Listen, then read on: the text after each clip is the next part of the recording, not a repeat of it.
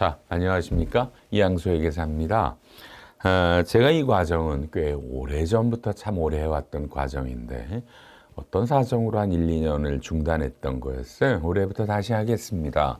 이 과정은 16시간의 과정으로 일반 기업 회계 기준입니다. IFRS가 아니라 일반 기업 회계 기준으로 연말에 계정 과목별로 결산과 세무 조정을 완벽하게 정리하겠습니다. 제가 오랜만에 아마 열심히 녹화를 할 것 같습니다. 여러분을 위해 녹화를 하고 있고요. 정말 많은 분이 보셨으면 좋겠어요. 정말 도움이 되는 강의를 할 거니까 그냥 좀 믿어주시면 그냥 얼추 강의가 아니라 그러나 아주 빠른 속도로 딱딱 짚어가면서 여러분이 충분히 복습도 할 수 있게 하겠습니다. 책도 굉장히 두껍죠, 그죠? 꽤 두꺼워요. 이 두꺼운 책으로 할 겁니다. 다만 올해부터 제 각오입니다. 여러분, 제 이름은 여기 써 있으니까 자, 여러분 제 핸드폰 번호입니다. 공부하시다가 언제든지 궁금하신 내용 있으시면 아무 때고 주로 문자를 주시니까 문자 주시면 제가 상담을 해드릴게요. 아셨죠? 전화하셔도 되는데 강의가 많아서 잘 안 될 수 전화는 저녁에 하시면 다 되고요. 문자로 주시면 제가 얼마든지 전화하셔도 돼요. 다시 말하지만 제가 완벽하게 잡아드릴게요. 걱정하지 마시고 저한테 상담하셔도 돼요. IFRS가 아니라 일반 기업 회계 기준으로 2022년에 결산 때 조심할 거 엔드 세무조정. 완벽히 잡아보도록 하겠습니다. 교재는 13페이지부터 시작합니다. 13페이지. 법인세법에 개정된 내용이 있습니다. 올해 거의 중요한 게 없고요. 1번만 조심하십니다. 납부지연 가산세가 그렇죠? 원래 세금을 늦게 내면 가산세가 이제 지울게요. 납부지연 가산세가 있는데 여러분 볼게요. 원래 냈어야 되는 세금을 보통 본세라고 그러죠. 본세에다가 원래는 10만 분의 25에다가 요게 미납일수였어요. 그렇죠? 미납일수니까 법인세니까 몇 년도인지 몰라도 몇 년도에 4월 1일부터 실제로 이번에 요 세금을 납부하는 날까지 기간을 따지면 되겠네요. 근데 요게 10만 분의 25가 이제 얼마로 바뀌어요? 여러분요? 10만 분의 22로 바뀌어요. 근데 중요한 건 이게 시행령이기 때문에 잘 잡으실게요. 옛날 거부터 그렇죠? 여러분 가요. 요렇게 몇 년도인지 몰라도 4월 1일부터 여러분 올해 4월 4월이래요. 2월 14일까지는 10만 분의 25고요. 올해 2월 15일부터 실제로 납부하는 날까지. 그러니까 2월 15일이 시행령 개정된 날이잖아요. 그래서 시행령 2월 15일부터 10만 분의 22고요. 그 전까지는 2월 14일까지는 10만 분의 25입니다. 요건 꼭 기억하세요. 납부지연 가산세가 요렇게 바뀌었는데 2월 15일부터다. 근데 책에다가 안 썼는데 여러분 더 중요한 게 하나 있어요. 이게 법인세잖아요. 법인세면 여러분 지방소득세도 똑같이 납부지연 가산세가 있는데 똑같거든요. 다만 너무너무 중요해요. 연필 있으면 하나 써놓으셔야 돼요. 여러분요. 뭘 써놓으시냐면 지방세는 원래가 말이죠. 그렇죠? 4월이잖아요. 그래서 지방세는 5월 1일부터 몇 년도 지방세인지 몰라도 그런데 이게 법인세법 쪽 모든 세법의 가산세가 2월 15일부터 바뀌면 지방세도 똑같은 날 시행령이 바뀌었어야 되는데 지방세 쪽 여러분 담당들이 에러가 났대요. 진짜래요.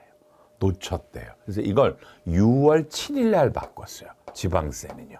그러니까 6월 6일까지는 10만 분의 25고요. 6월 6일까지는 10만 분의 25고요. 6월 7일부터 10만 분의 22로 바뀌었어요. 잡으셨죠? 요게 6월 여기 그리고 지방세니까 5월 1일부터예요. 요거 꼭 조심해서 6월 7일부터 바뀌었다. 이거 잘 몰라요, 사람들이. 그러니까 여러분이 요건 조심해 주시고요. 2번, 3번 올해 법인세 개정된 거 중요한 거 없어요. 4번도 뭐 근로복지기본법에 우리 사주매수 선택권 행사책 중요하지 않고요. 5번은 하지 마세요. 현실적 퇴직은 읽으셔도 몰라요. 본문에 가서 잡아드릴 거고요. 그다음에 6, 7, 8, 9 중요한 거 없네. 쭉 넘어갑니다. 주주주중 뭐 성실신고 중요한 거 없고요. 14번에 가서 업무용 승용차 관련 비용 명세서인데 우리가 뭐 운행일지 쓰고 업무 이런 거 있잖아요. 1년에 100, 800만 원까지 송금이다 이런 게 있는데 이 명세서가 있거든요. 올해 관련된 비용이 감가, 보험료, 기름값들. 이 명세서를 안 내는 법인들이 많다네. 그래서 올해부터 이 명세서를 안 내면 여러분 1% 가산세를 때리겠대요. 1%. 이건 신설됐어요. 그러니까 이건 반드시 조심해 주세요. 이제까지 습관적으로 안 내셨던 모양이에요. 그래서 안 내시면 이제부터 뭐의 1%냐면요. 여러분이 이걸 손금 인정받은 금액의 1%예요. 손금 인정받은 금액. 그러니까 어마어마한 금액은 아니고요. 손금 인정이 뭐 800 이렇게 몇 개 있잖아요. 그렇죠? 아셨죠? 요건 조심해 주시고요. 그 다음에 15, 16, 17, 18 중요한 거 없어요. 20번은 좀 드문데 외국 법인들이 우리나라의 연락사무소, 리즌 오피스라고 부르죠. 리즌 오피스를 만들면 여기다가 어떤 현황표를 내래요. 이제. 그렇죠? 없었어요. 그럼 리즌 오피스 연락사무소는 영업을 안 하거든요. 이런 거에 대해서 어떤 자료를 내달라고 신설이 됐네요. 신설된 거니까 넘어가시고요. 뭐 그다음에 뭐 또 없어요. 가상자산이니 뭐니 중요하지 않아서 넘어갑니다. 그러니까 법인세는 끝이야. 올해 개정된 게 없어요. 법인세는 원래 정권 말기라 없죠, 여러분요. 다음 22번, 22페이지 조특법은요. 뭐 창업 투자, 생계형 창업이 좀 확대됐다. 이건 뭐 개인들이나 그렇죠. 1년 매출액이 8천만 원 이하입니다. 중요하지 않고요. 2번 알뜰주유소는요. 연초에 제가 법을 써서 그러네요. 이 법은 없습니다. 없습니다. 알뜰주유소는 그냥 X 지워주시면 됩니다. 이 법이 안이 있었는데 통과가 안 되는 것 같네요. 지워주시고요. 3번 상생결제하는 대상의 오른쪽에 요건이 좀 간단해졌다더라. 해당되는 부시만 보시는 거예요. 그렇죠? 4번 상생영역 출자세액공제에 중소기업 협동조합법에 공동사업 지원 자금에 출연한 것도 된다더라. 5번부터는 좀 안 해도 돼요. 여러분 R&D나 여러분 통합투자세액공제가 올해 국가전략이라는 말이 나왔어요. 우리나라가 먹고 살 수 있는 중요한 것들 있죠. 기술들. 거기에 투자라면 투자세액공제나 연구인력개발비 세액공제가 늘어났는데 미안해요. 이 수업을 듣는 대부분의 여러분은 국가전략기술에 대한 설비 투자나 R&D가 없을 거라고 저는 봐요. 여러분 무시하는 게 아니라 워낙 큰 회사들 뭐 이런 거라니까 해당되시면 보시고요. 일반 또 여기에 해당되는 대부분의 기업은 IFR이 쓸 거예요. 그래서 이런 게 있다 정도로 넘어갈게요, 여러분요. 그 다음에 27페이지에 9번 중소기업이 올해 ESG라는 게 참 말이 많았죠. ESG 교육비용이 연구인력개발비 세액공제에 들어옵니다. 중소기업만 가능합니다. 중소기업만 ESG고요. 그 다음에가 11번 기술 뭐 특허 같은 거 이렇게 이제 보통 빌려주면요. 이제 그죠? 중소기업만 그러니까 팔면은 중소중견이다 감면이 되는데 빌려줄 때요. 감면이 되는 게 중소기업만 됐었는데요. 28의 셋째 줄에 중견기업이 추가되죠. 그러니까 특허권들을 빌려주고 돈을 받을 때 25% 감면이 됩니다. 중견기업 뒤요. 12, 13 이런 거 중요하지 않습니다. 넘어갑니다. 15, 16번은요. 가끔 있어요. 중소기업이 근로자들과 우리는 성과를 공유하십시다. 열심히 벌어서 돈을 나눠 가지십시다. 성과급을 주는 요건에 영업이익이 발생해야 된다라는 요건이 걸림돌이 돼서 올해는 영업이익이 발생하지 않아도 성과급을 줘도 소득세에서는 감면이 되고 법인세는 세액공제가 됩니다. 영업이익이라는 말을 뺐고요. 그다음에 원래 이게 10% 세액공제를 15%로 올렸어요. 좋은 거죠. 다만 그냥 연말에 문득 성과급을 주는 게 아니라 연초부터 계획에 따라 근로자들과 이런 성과 공유를 합의한 기업의 하나입니다. 17번 통합투자세액공제 여러분요. 이제까지 안 됐던 무형자산 오른쪽 4번이죠. 중소와 중견기업이 특허권, 실용신앙권, 디자인권 3개입니다. 근데 여러분 자꾸 헷갈려요. 내국인으로부터 한다고 개인이 아니에요.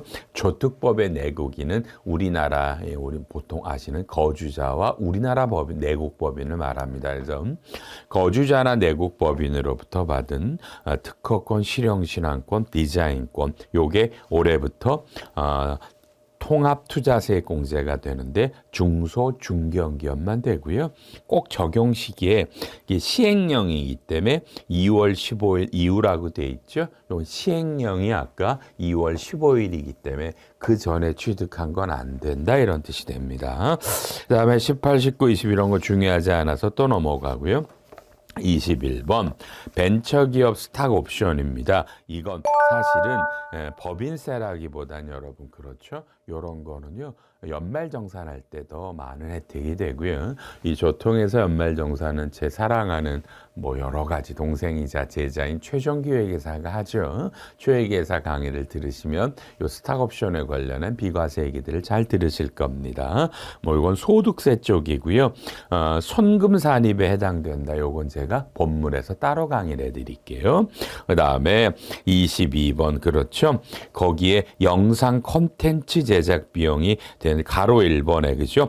국외 비용도 포함된다고 됩니다. 그러니까 외국에서 찍은 것들이 올해부터 되고요. 가로 2번 OTT는 지워주세요. 이건 개정이 안 된 거예요. 올라갈래다. 그래서 빨리 OTT는 지워주세요. 이건 지금 2023년 개정안에 들어갔습니다. 제가 지워주십시오. OTT 콘텐츠 제작 비용을 지워주시길 바랍니다. 그 다음에 넘어가셔도 되고요.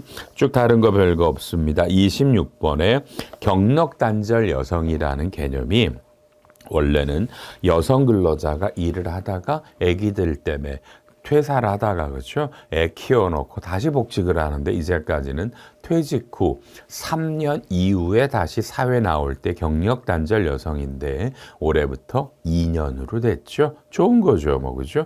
2년만 애를 키우고 다시 사회 나와도 이런 경력 단절 여성으로 돼서 이런 분들을 고용하면 뭐 일반적으로 중소기업은 30%, 중견기업은 15%의 인건비의 세액공제가 됩니다.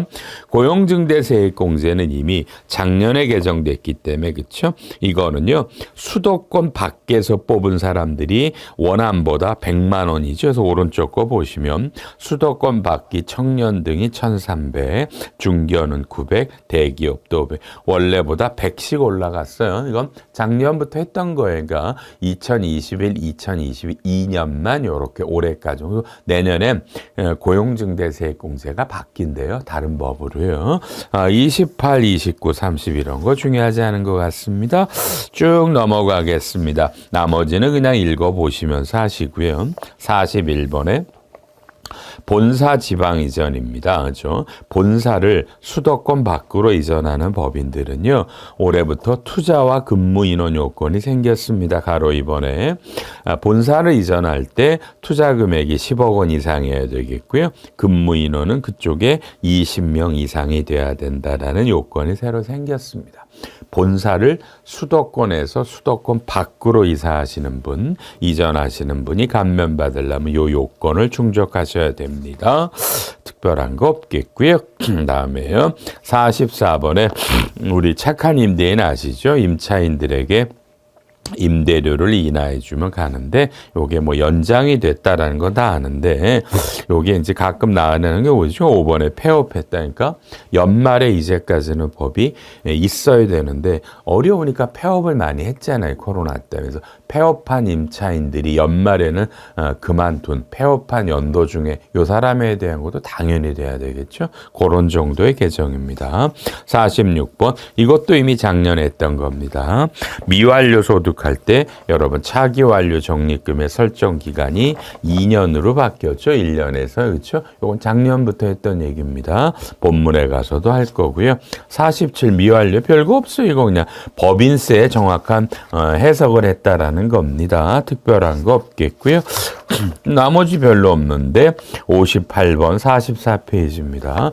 용역 제공자입니다. 이게 작년 8월 달에 개정이 됐어요. 드문 일이죠. 그래서 이게 보통 뭐 골프장에 가면 캐디분들, 대리운전기사분들, 간병인들, 파출부 용역하시는 분들, 이런 분들을 관리하셔서 이런 분들에게 이런 수수료들을 지급하시는 회사가 이분들의 내역을 달라는 거죠. 그죠? 그래야만 되니까 소득세 등의 과세 자료를 쓰기 위해서 이거를 내면 오른쪽 가로 2번에 한 사람당 300원, 200만 원 한도로 세액공제. 전 처음에 잘못 본 줄 알았어요. 이걸 내는데 200만 원 혜택이 준다라고 그래서 59번에는 또요. 이걸 안 내면 근데 문제는 과태료가 나옵니다. 과태료가 읽어보시고요. 나머지들 없습니다, 여러분요. 자, 48까지 크게 없네요. 칠판 잠깐 보시고 해서 2022년에 그쵸? 여러분 이 적용되는 건요. 이게 정권 말기잖아요. 과거 정권에서 마지막 해이기 때문에 보통 마지막 해에는 세법 개정이 크게 이루어지지 않습니다.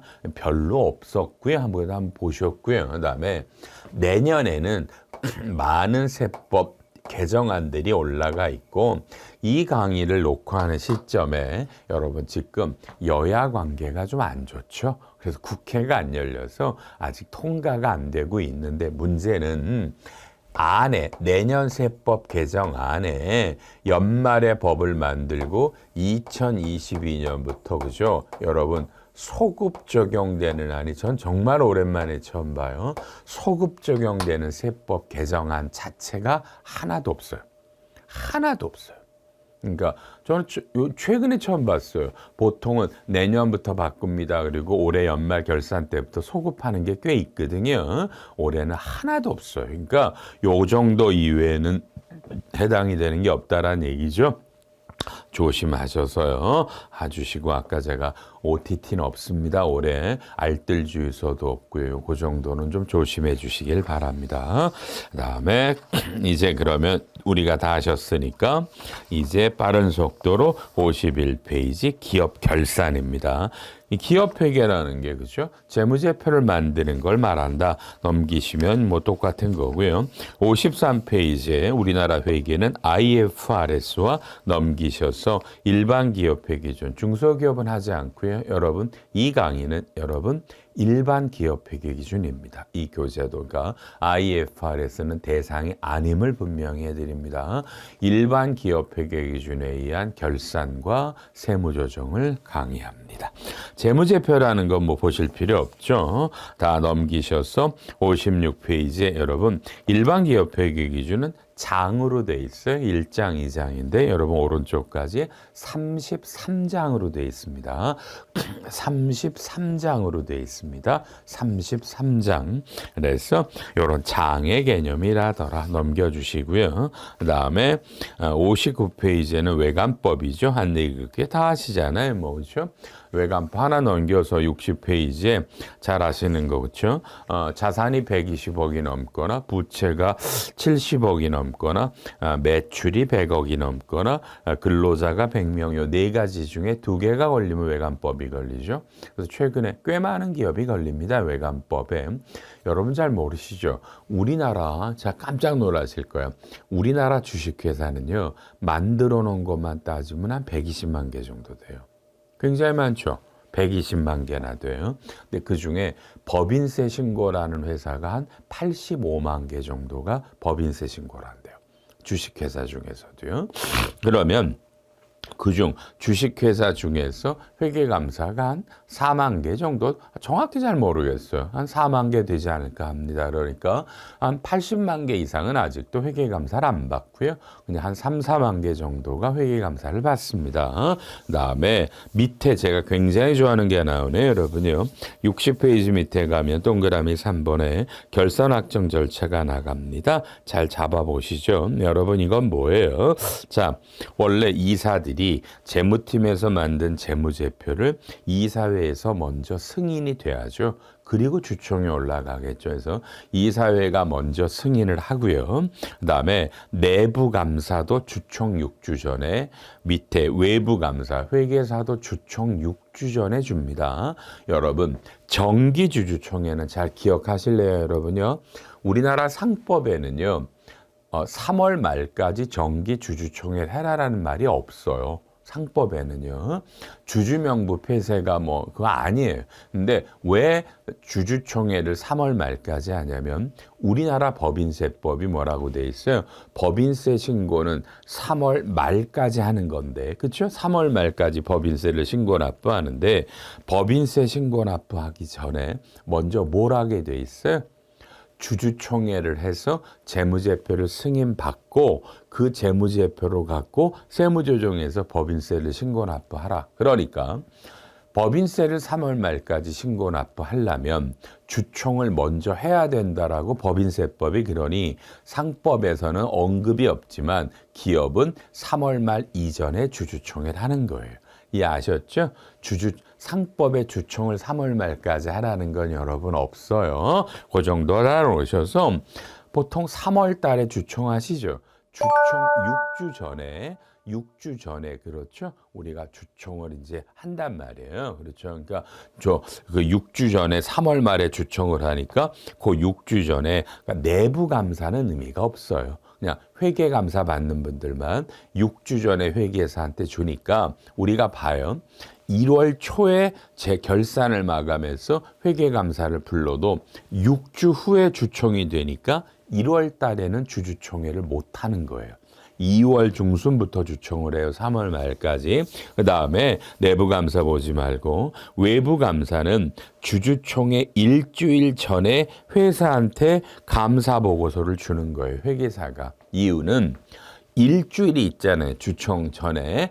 일주일 안에 주주가 와서 감사보고서를 보고 주총에 올 수 있게 하는, 요거 상법이에요. 외감법이고, 그러니까 내부감사 얘기가 나오면 상법이고요.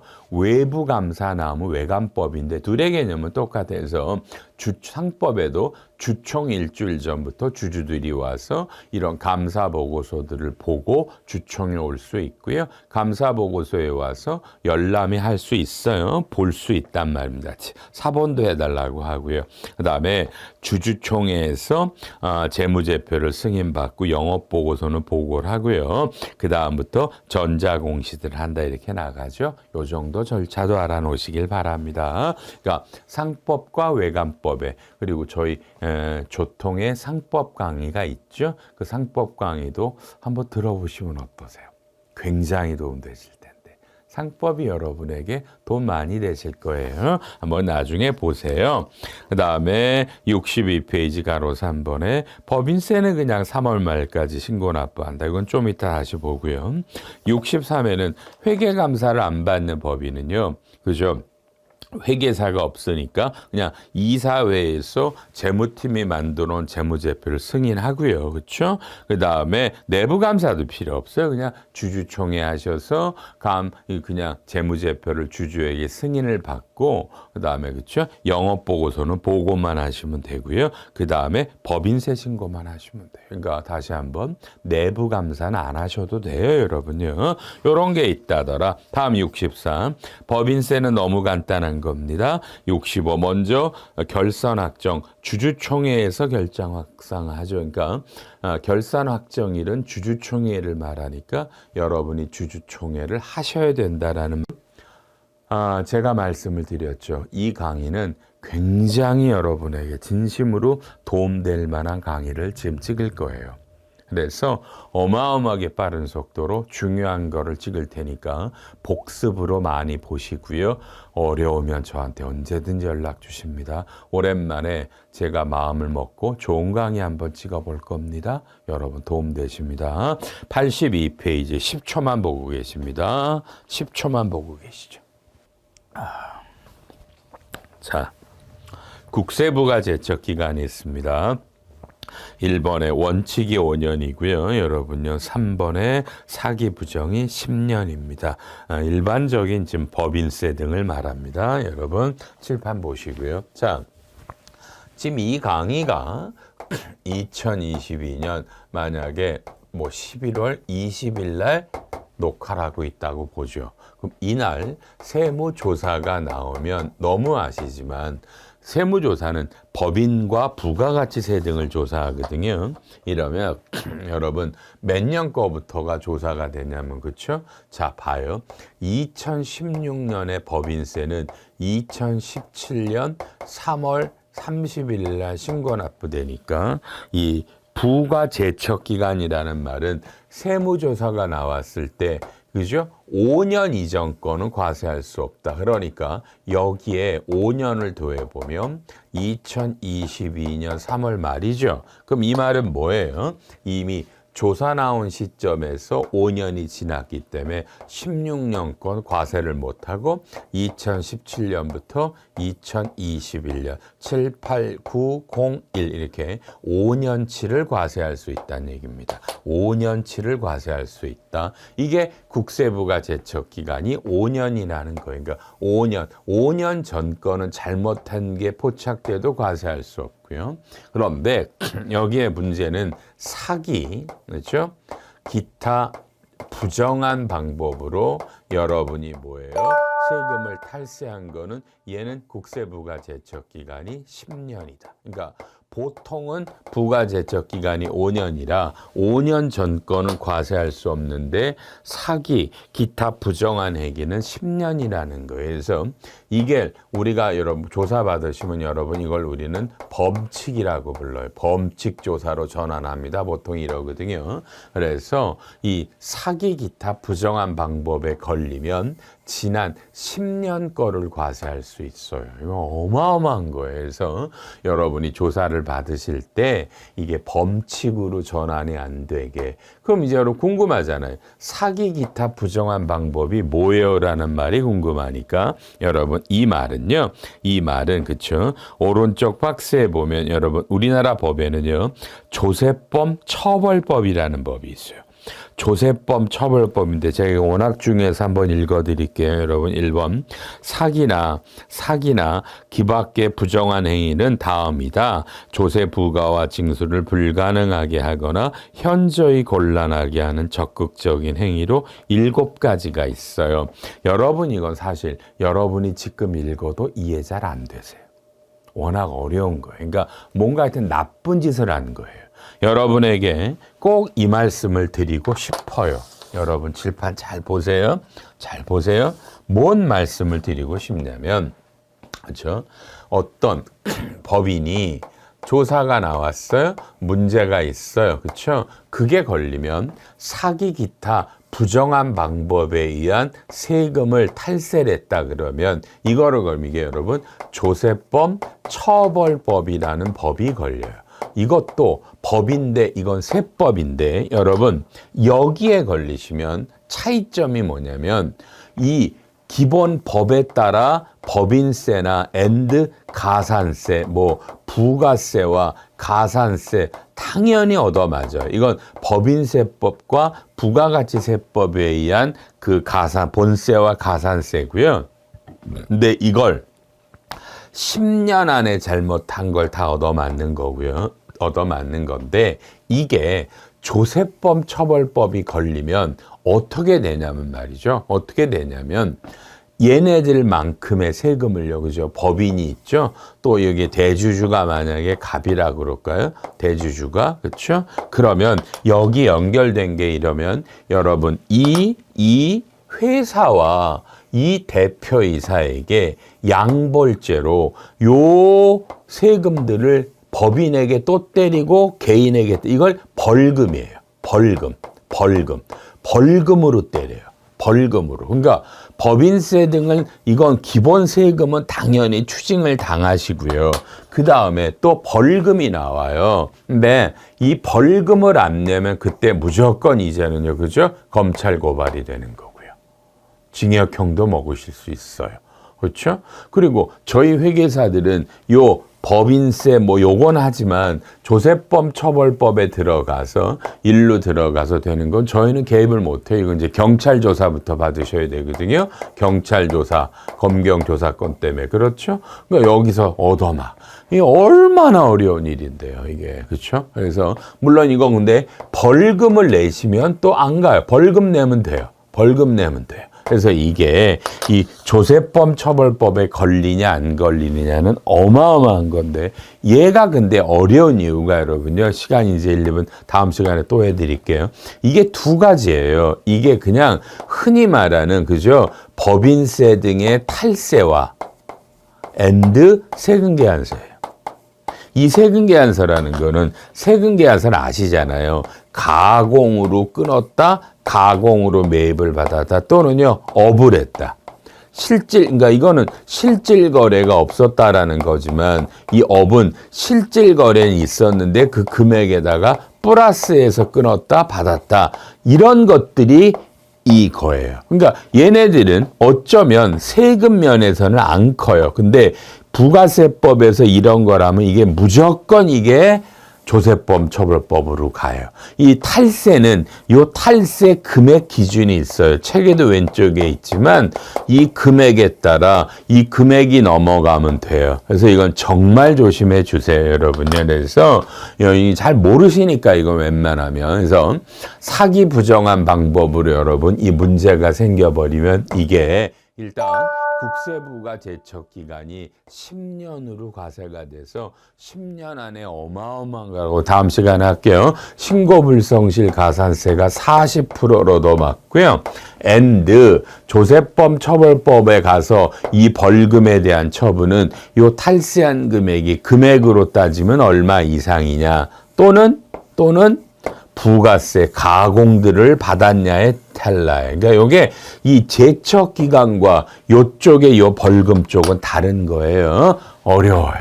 어려우니까 요건 제가 여러분에게 왜 이 말씀을 이 어려운 얘기를 드리냐면 지금 너무너무 우리나라의 조세에서 요 조세법 처벌법에 대한 과세가 많아요. 다음 시간에 제가 해드리고요. 여러분 제가 약속했습니다. 이 책의 모든 내용, 없는 내용도 최신 유권 해석 판례까지 전부 다 잡을 거예요. 제가 이런 마음으로 왔습니다. 도움되니까 많이들 들으시고 많은 분들에게 이 강의를 보시라고 합니다. 여러분 1강 마무리할게요.